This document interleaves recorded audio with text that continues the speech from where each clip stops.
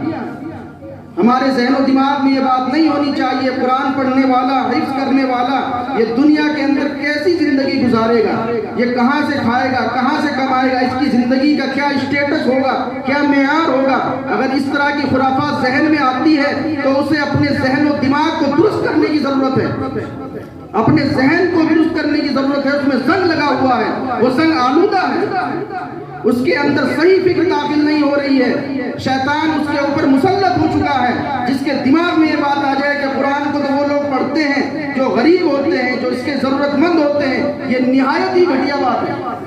قرآن کو تو وہ پڑھتا ہے جو اللہ کا پیارا ہوتا ہے، جس سے اللہ پیار کرتے ہیں، جس سے اللہ کے نبی پیار کرتے ہیں، اللہ کے فرشتے پیار کرتے ہیں. اور اللہ سبحانہ و تعالی اعلان کراتے ہیں کہ یہ وہ بندہ ہے جو میرے لیے وقت لگا رہا ہے، جس نے اپنے آرام کو چھوڑ دیا، اپنے ساتھ بچوں کے کھیلنے والوں کے ساتھ وقت ضائع کرنے کو چھوڑ دیا. یہ میرے قرآن کو پڑھتا ہے، اس کو یاد کرتا ہے، اس کے لیے وقت لگاتا ہے، محنتیں کرتا ہے، مشقتیں اٹھاتا ہے، تکلیفیں برداشت کرتا ہے. تو اللہ سبحانہ و تعالیٰ کے نزدیک اس کا بڑا بلند مقام و مرتبہ ہے.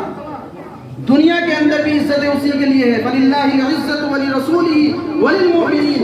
عزت اللہ اس کے